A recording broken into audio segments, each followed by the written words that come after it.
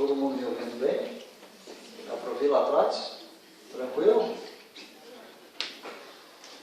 Então, pessoal, boa noite a todos. Primeira vez aqui no Leão Denis. É um prazer estar aqui. Fui muito bem recebido pelo pessoal, pelos trabalhadores da casa. Estamos aí nessa lida espírita já há alguns anos, né? 2 décadas e meia já. E aprendendo sempre. Porque a doutrina espírita é muito rica. É como se fosse uma mina, né? Você vai cavando e você vai encontrando joias cada vez mais preciosas. Então você sente-se estimulado a continuar nessa empreitada, nessa garimpagem, porque vão vindo pedras cada vez mais bonitas, tesouros cada vez mais valiosos, que vão nos comovendo o coração e vão intelectualmente nos dando a convicção de que nós estamos no caminho certo. Independente de comparar a doutrina espírita com outras filosofias ou doutrinas religiosas, mas nós entendemos que a doutrina espírita oferece instrumentos de muita validade, muito completos, para que a criatura possa aproveitar da melhor maneira possível esse curso super intensivo que se chama encarnação. Nós encarnamos aqui e por mais que a gente viva 90, 100 anos, o tempo é muito curto, passa muito rápido.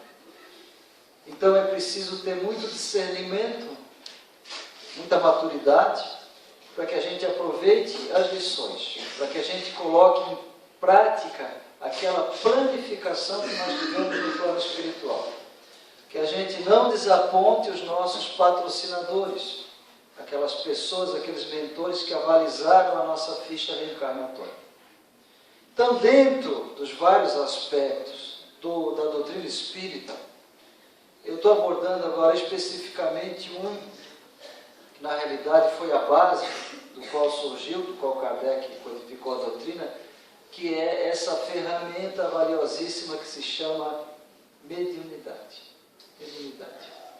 Então é óbvio que aqui, uma pequena explanação, a gente não vai poder aprofundar-se, mas nós vamos tentar entender um pouquinho mais dos mecanismos dessa mediunidade, da forma mais produtiva de se lidar com a mediunidade, de usá-la, em proveito nosso próprio, do próprio médium, e daqueles que estão à sua volta compondo a sociedade.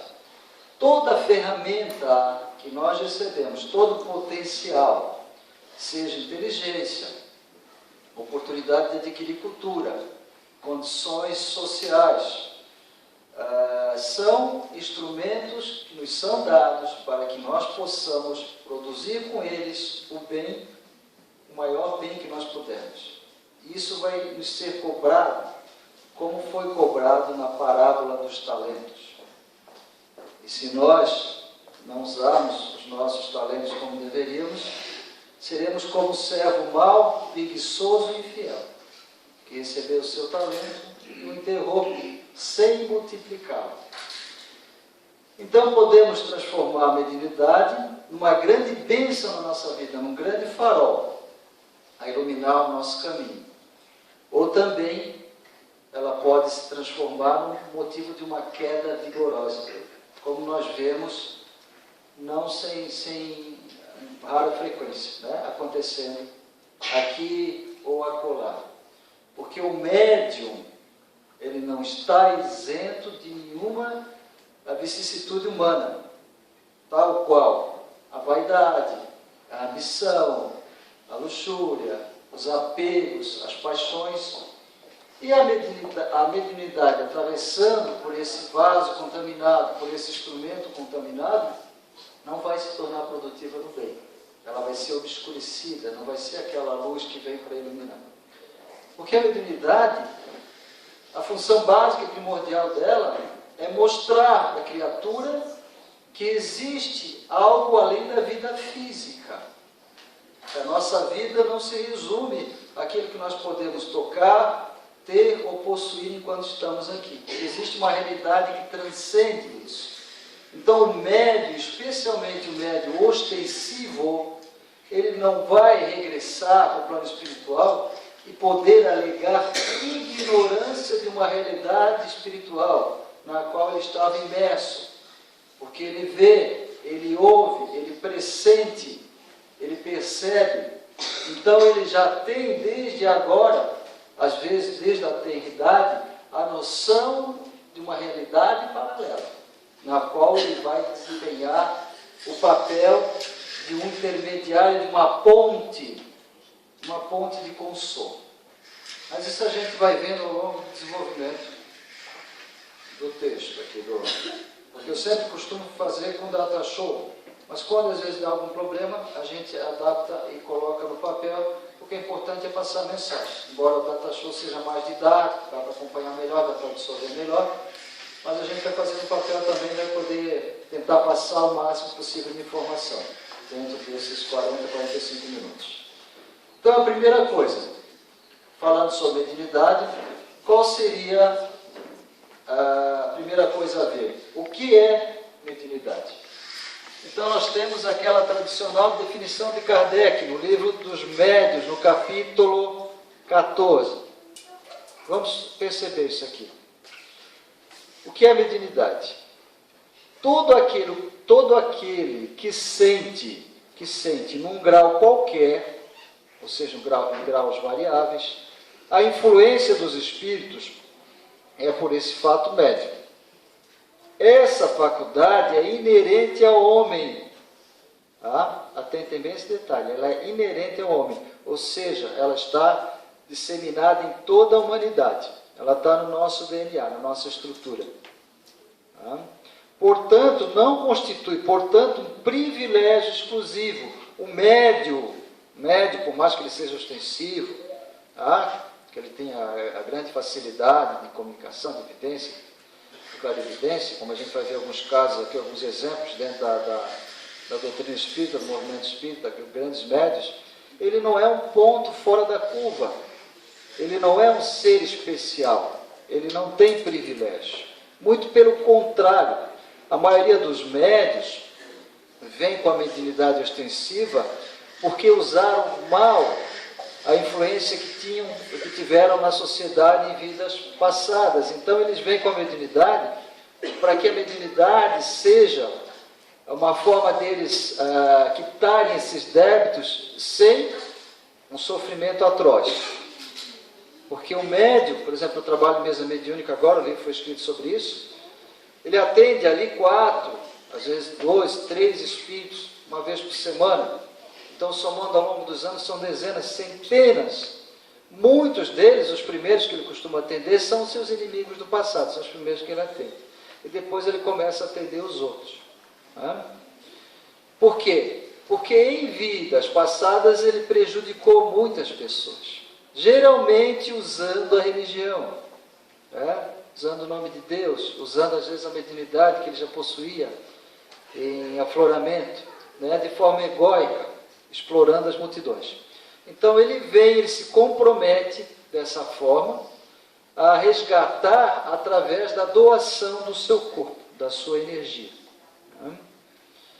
Então, podemos dizer que todos são mais ou menos médios. Todos nós, seres humanos, somos mais ou menos médios. Temos uma mediunidade potencial. Alguns já têm aflorado, outros desenvolvem ao longo do tempo, outras é mais incipiente, mas ninguém é isento de percepção no plano espiritual. Porque assim houvesse alguém, ele seria isento de obsessão.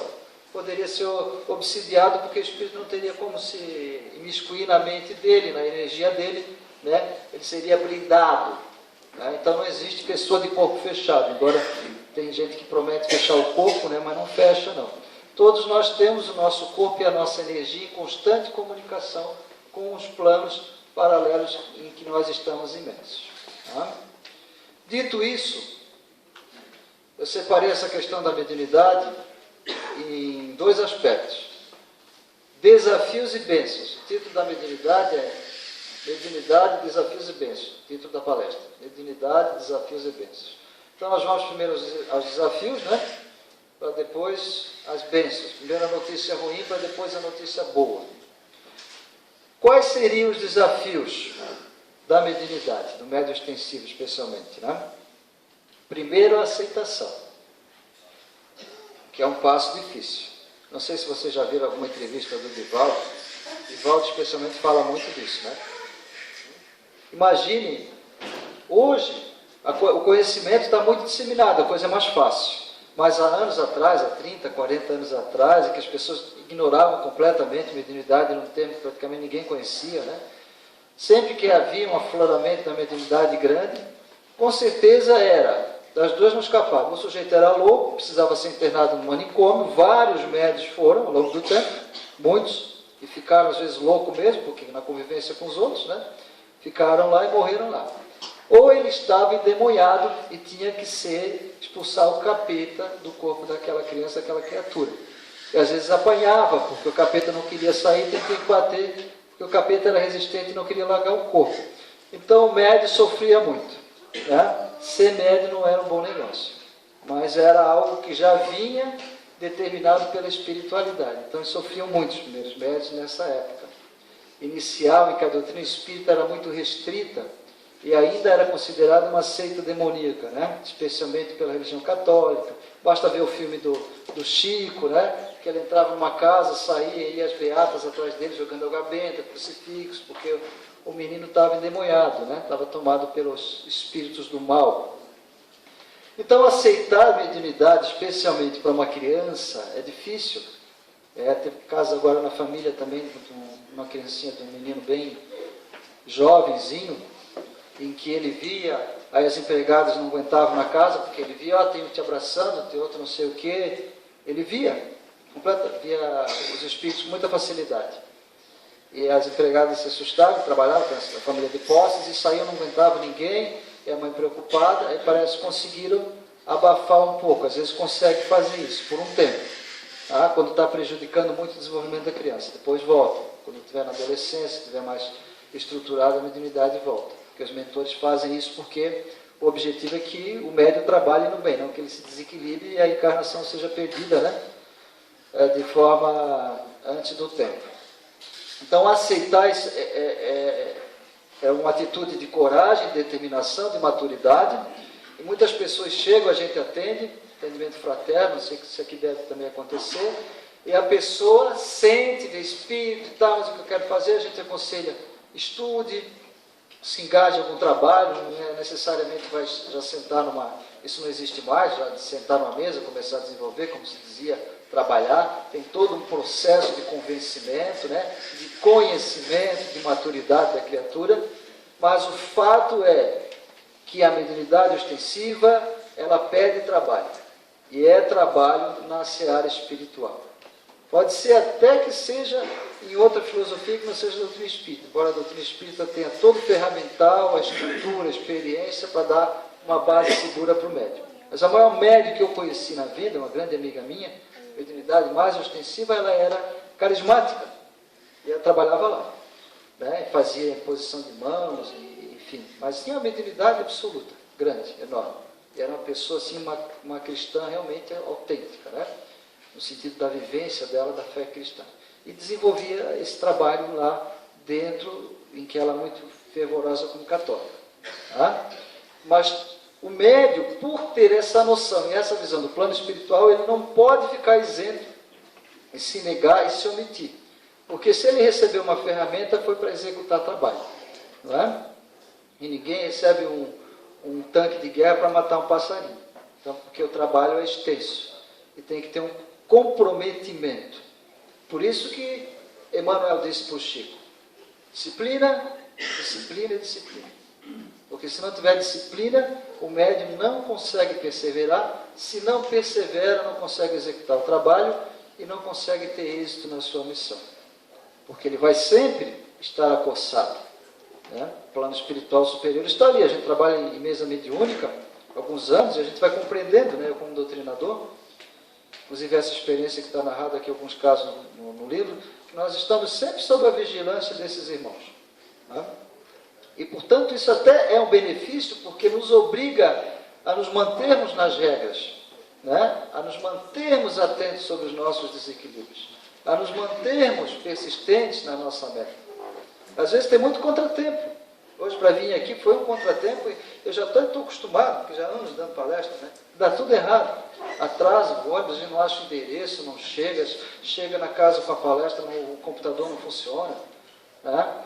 Então, isso aconteceu várias vezes. Então, eu já sei o que está acontecendo, e disse, não adianta que eu vou. Tá? Não adianta que eu vou conseguir, chego e consigo. Mas existe essa necessidade de que a gente tenha essa consciência de que a missão exige empenho, disciplina e persistência. Sem persistência não se chega a bom resultado.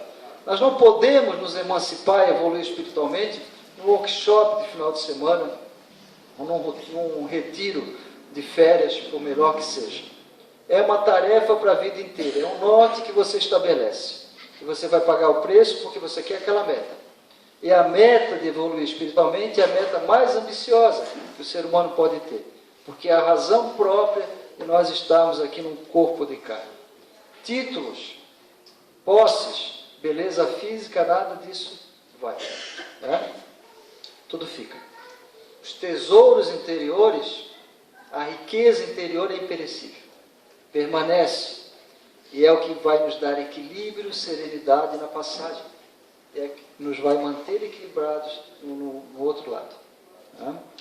Então, a aceitação. Primeiro momento, aceitação da mediunidade. Eu coloquei a seguinte frase sobre aceitação. Para cada etapa, eu coloquei uma frase do Evangelho, uma frase de Jesus, do Novo Testamento. Né? Então, para aceitar, eu coloquei a seguinte frase de Jesus. Pai, se queres, passa de mim este cálice. Às vésperas da crucificação, né? Todavia, não se faça a minha vontade, mas a tua. Isso é aceitação, do ponto de vista de Jesus. Né? Aceitando, segundo momento, compreender o que é a mediunidade, para que ela serve, como é que ela funciona. Daí é que a gente indica os estudos na Casa Espírita. Venha fazer um curso, venha ler o livro dos médiuns, que é a base. Né? Leia as obras do André Luiz, que são livros de estudo. Quando entrei no Espiritismo foi que eu li. E as obras básicas todas, depois de toda a coleção do André Luiz. Alguma coisa do Emmanuel. Então, a partir da compreensão, aqueles medos injustificáveis, aqueles fantasmas, aqueles mitos, o misticismo, vai se desvanecendo, vai desaparecendo. Então se percebe que a mediunidade não é um bicho de 7 cabeças. Muito pelo contrário, ela pode ser um instrumento e é um instrumento muito útil e válido para o teu bem-estar, o bem-estar de quem está à tua volta. Tá? Aceitando, compreendendo, aí vem a terceira etapa, que é a cereja do bolo. Trabalhar.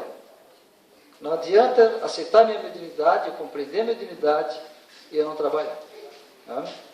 O trabalho é o ápice de tudo isso. Eu aceito e compreendo porque para mim poder trabalhar. Trabalhar com segurança, trabalhar com firmeza, e através do meu trabalho eu vou compreendendo melhor as pessoas, compreendendo melhor a natureza da vida e vou evoluindo. Na medida que eu evoluo, eu vou também sendo um pequeno farol, um pequeno ponto em que vou ajudando aqueles irmãos que estão próximos a mim, no plano da carne e fora dela.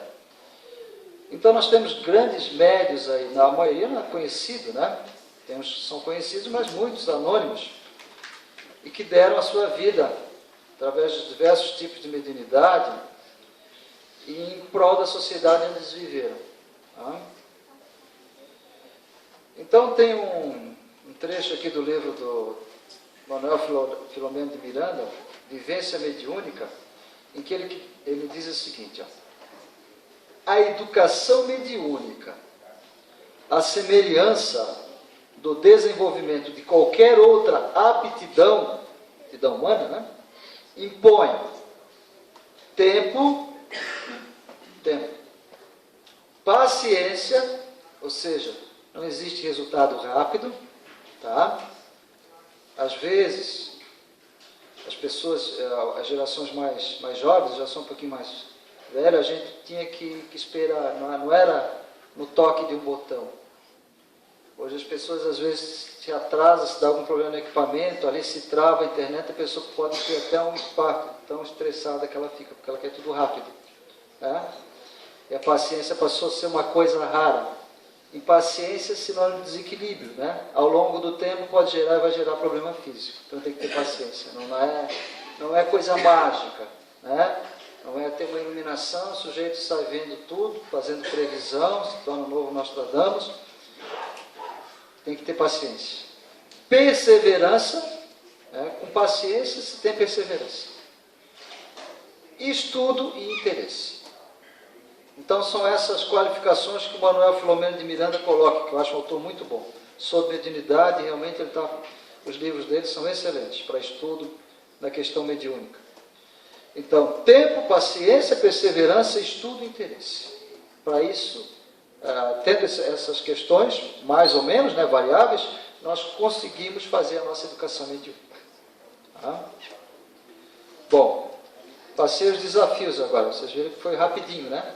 Agora vem a parte das bênçãos, que é até maior, tá? Mais numerosa, parte das bênçãos. As bênçãos seriam o pagamento pela obra bem feita, né? Então, quais são as bênçãos da mediunidade? Primeira delas, mais básica e talvez a mais importante de todas, prova da imortalidade. Então diz aqui, ó, os médios serão quais lunetas de grande alcance, proporcionando que se enxergue a alma imortal através das sombras da matéria perecível. Né? Então, sobre essa parte aqui, da bênção da mediunidade, a prova da imortalidade, como uma das bênçãos da mediunidade, vide o filme Mães de Chico Xavier. Assistiram? Alguns de vocês devem ter assistido, né? As Mães de Chico, né? Para que consolo maior, né? Para uma mãe, a maioria era materialista, né? Não acreditava. No próprio filme lá, mostra lá o personagem que é o do Vanucci, né? Que não acreditava no Chico, achava que ele era um falsário. E essas pessoas saíram de lá, muitas delas, e fundaram obras, centros espíritas, obras espiritualistas, assistenciais, com base naquela carta daquele filho, né? Que elas receberam. Várias. Então, coisas que eram incontestáveis. Às vezes a pessoa que recebia a carta nem foi lá procurar. O Espírito mandava, comunicava e a carta era enviada. Não é? Então isso é um consolo muito grande. Imagine, porque uma das provas mais difíceis, né, é os pais, a mãe perder um filho em tenridade, jovem, em plenitude da vida, fazendo faculdade, iniciando a vida. E esse trabalho do Chico foi um consolo imenso. Ele tinha uma relação de afinidade com aquelas mães, porque ele tinha uma alma feminina, né? Ele compreendia as mães, ele chorava com elas, era uma pessoa sensível, né? Então isso é fantástico. Se a mediunidade servisse só para isso, já seria uma dádiva enorme, né? Sem valor, impagável. Mas ela serve para muito mais ainda. Vamos em frente. Outra bênção da mediunidade, orientação dos espíritos superiores. Os médios serão pontes de consolo para que a doçura dos bons espíritos suavize as aflições dos que precisam consolação e esperança para viver. Né? Se não fosse a mediunidade, essas mensagens que nós recebemos, né? Bezerra, Joana de Ângeles, tantos, né? Mais conhecidos, menos conhecidos, Camilo, do Raul Teixeira, que vem nos trazer conhecimento. Se a gente às vezes abre ao acaso, o acaso não existe, né? Às vezes a gente está num momento difícil. Eu sempre tenho os livros lá, gosto muito dos livros de Emmanuel, aqueles Fonte Viva, Vinha de Luz. abre aquela mensagem, porque Emmanuel tem uma característica, né? Ele consegue dizer muito falando pouco, escrevendo pouco. Em pouca coisa ele diz muito, né? Uma páginazinha ele diz muita coisa. Então você abre ali, parece que tem alguém falando com você de tão perfeito, de tão certinho que é aquilo que você está sentindo. Você abre, não sei se já aconteceu com vocês, comigo várias vezes. Parece que o mentor está ali do teu lado falando. Ele não está falando, mas ele está te intuindo para abrir naquela página certinho. Da importância também do Evangelho no lar, né? Da assistência que a gente recebe, da consolação, e às vezes quando a gente está desarmonizado, faz o Evangelho, faz uma leitura, e nós percebemos que existe uma melhoria. A nossa sintonia muda, nossa mente está nublada, a gente começa a refletir sobre aquelas palavras e já muda a nossa sintonia mental. Mais uma bênção da mediunidade. Maior discernimento com relação à vida. Então, os médiuns descerrarão os panoramas da fase futura da vida, proporcionando uma antevisão do amanhã espiritual de cada um, baseada em testemunhos equivalentes daqueles que demandaram a vida livre. Então, aqueles que já passaram para o plano espiritual virão, cada qual dar o seu testemunho, de acordo com o que fizeram, a situação em que se encontram, os arrependimentos, né, os apegos, as dores, o sofrimento. É um cipoal de sofrimento que desfila nas mesas mediúnicas, né, semanalmente.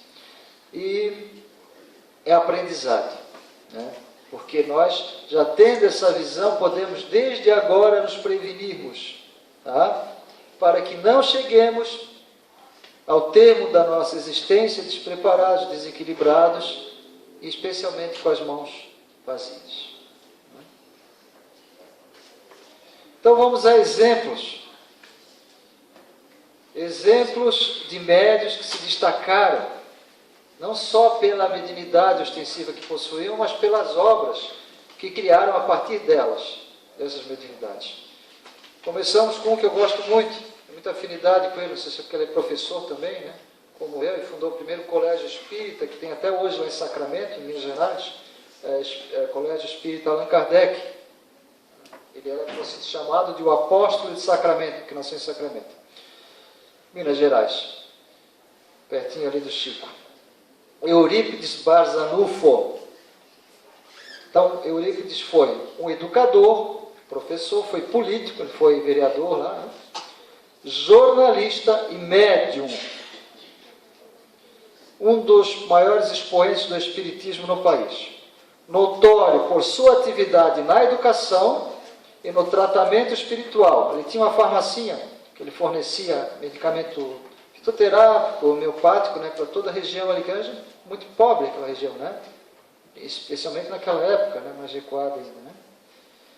E fundou o primeiro colégio espírita do país, o Colégio Allan Kardec, que disponibilizou educação gratuita para milhares de pobres e órfãos. O Eurípides, ele tinha uma mediunidade raríssima, que só grandes espíritos muito elevados têm, que é o dom da ubiguidade, ou seja, ele podia estar em dois lugares ao mesmo tempo, ele projetava o corpo espiritual, o corpo de energia dele.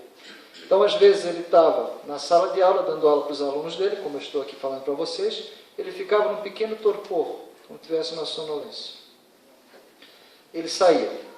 Então, muitas vezes, não raro, a pessoa ia lá pedir socorro para ele, né, a cavalo, né, que acho que é condições difíceis da época, e quando a pessoa chegava, ele disse, não, já fui lá socorrer ela, mas como eu saí agora faz 30 minutos que eu saí do... Não, pode voltar lá que eu já socorri. A pessoa voltava, quando chegava em casa, a mulher doente, ele disse, não, senhor, que chamava ele de senhor Eurípides já esteve aqui, já me deu remédio, já mandou o que era para ele fazer.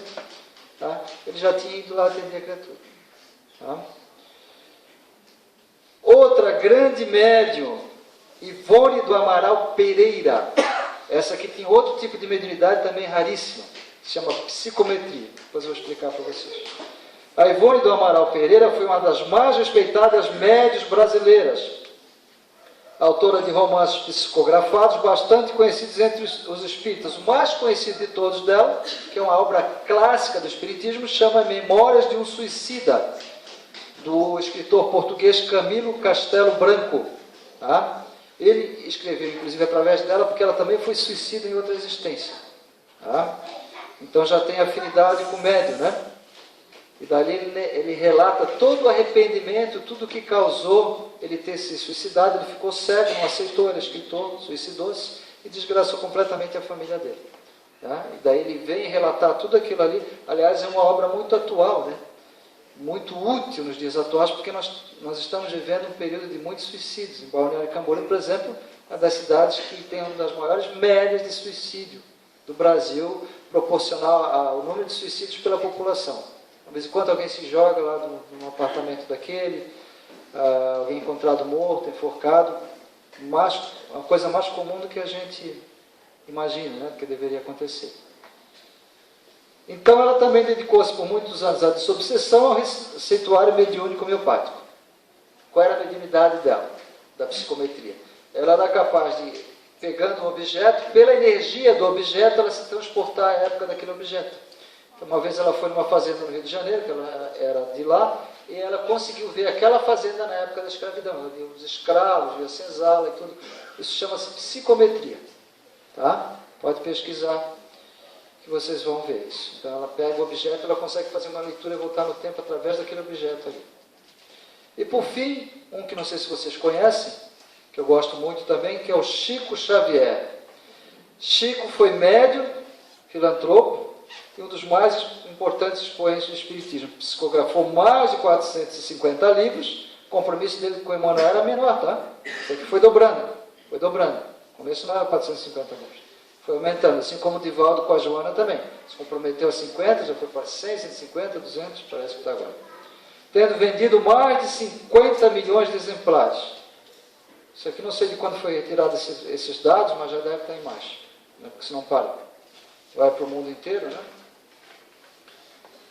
Então, para encerrar, pessoal, em torno da mediunidade. Tem uma frase aqui, ó, tem várias, mas essa aqui eu achei mais interessante. Podes traduzir a mensagem do Senhor onde quer que te encontres, aprendendo, amando, construindo e servindo sempre. Porque acima dos médios dessa ou daquela entidade espiritual, desse ou daquele fenômeno, que muitas vezes espantam ou comovem. Tá? Manuel chama isso de fogos de artifícios. Surge aquela mediunidade de cura, disso, daquilo, chama a atenção, vem gente com até lugar do mundo, aí daqui a pouco some. Por quê?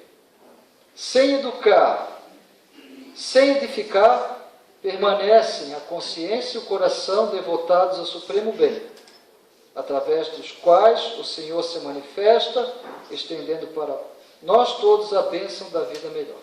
Então, acima de qualquer tipo de mediunidade, de qualquer tipo de médium, tá? Permanece a consciência e o coração devotados ao supremo bem, através dos quais o Senhor se manifesta, estendendo para nós todos a bênção da vida melhor. Então, todos nós podemos ser médios do bem, da gentileza, pequenos atos, né? Pequenas atitudes. Desde que nós propusemos a isso, né? Nos prontifiquemos a isso, estejamos dispostos a servir, amadurecidos para isso. Percebamos que não estamos aqui fazendo um turismo a passeio, embora a gente possa se divertir, ter os nossos momentos de lazer, mas que temos um compromisso com a evolução do planeta, com a sociedade planetária. Muito recebemos de muitas pessoas para chegarmos onde estamos. Não é? Devemos, pelo menos, devolver em parte de tudo que recebemos, porque só se constrói um mundo harmônico e mais pacífico e mais cristão pela atitude dos próprios homens, né?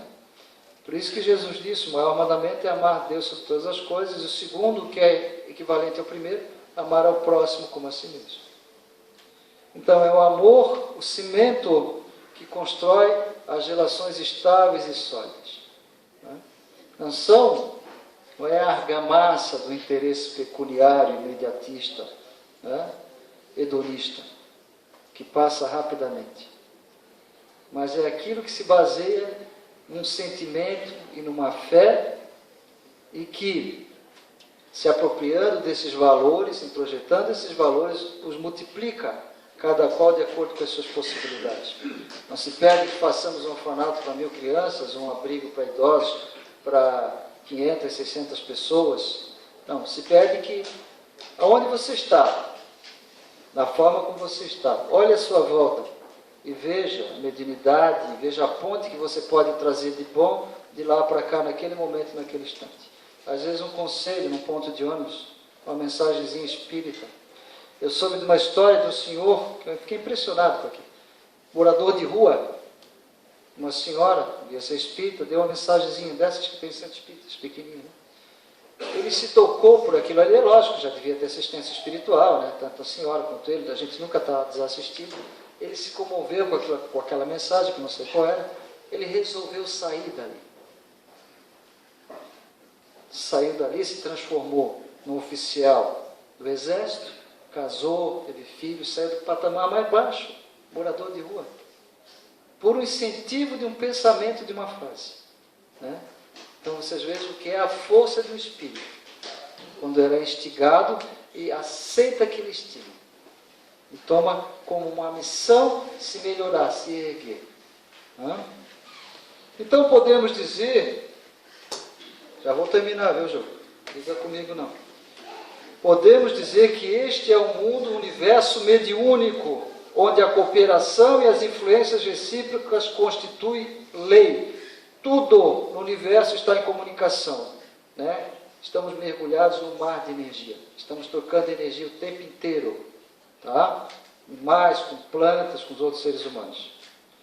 Os médios precisam estar conscientes de que a faculdade lhes é conferida para crescerem moralmente, colocarem-se a serviço dos espíritos, dos quais devem tornar-se intérpretes, contribuindo para o grande trabalho da transformação moral que gradualmente se opera no orbe.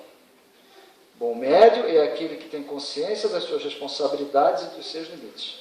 Ou seja, sabe o que tem que fazer, não foge da responsabilidade, mas também não sobe no salto. Que são os dois erros comuns de médios. Eu convivi com muito médio minha vida inteira, né? Ou é a vaidade ou a omissão, são os dois extremos.